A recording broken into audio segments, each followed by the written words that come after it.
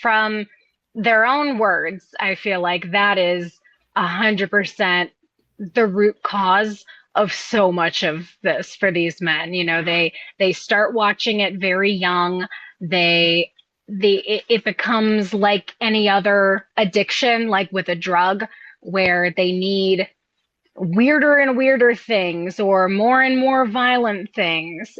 They'll say fairly often, I figured out I was trans because whenever I watched porn, I like to imagine myself as the woman.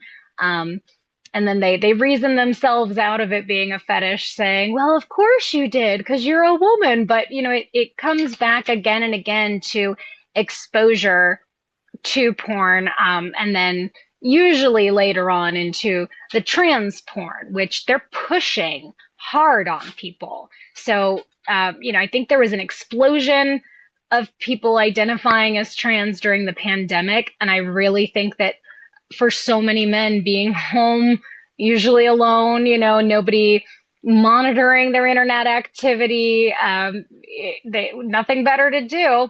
They got deeper and deeper into the porn rabbit hole. They start finding weirder and weirder things. And the other thing that they'll say about a year into their transition is, it's no longer doing it for me. What's happening? You know, and it's like, well, you are this is end stage porn addiction, you know, where you don't get erections anymore. It doesn't work anymore, because you have exhausted the chemical connection there.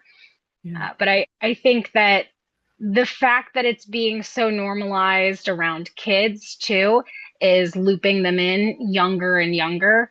I guess I don't have sons, but if I did, I don't think we'd own a computer. You know, Mhm. I just, it's so hard to keep kids away from awareness of the trans issue. You know, it's everywhere. It's in their games, it's on Pinterest, it's in their schools, depending on where you live.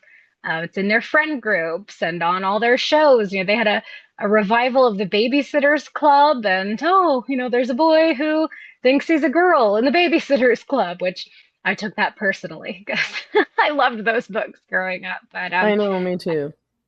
and I I had think, a babysitters club when I was a kid. We started did our you? own That's babysitters so club. Yeah. cute.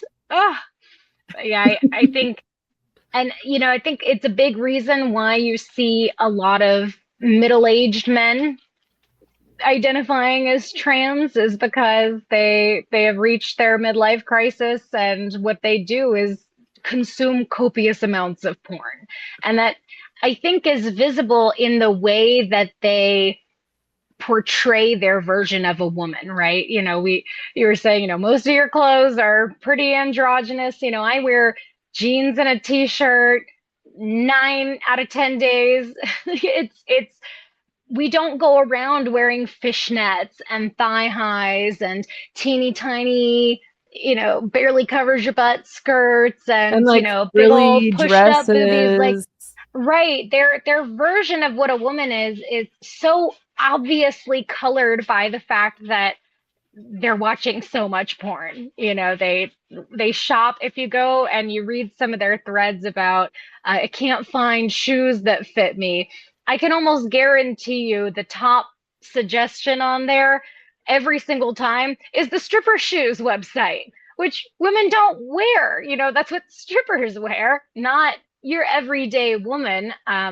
Whenever they get they're like plastic silicone breast forms that they have you seen these? It's like a shirt that they wear, like a skin suit. Mhm. You know, I mean, they the comically large pornographic breasts, and then they wear shirts so that the fake nipple shows. Like, it's, to me, it's so obvious what this is.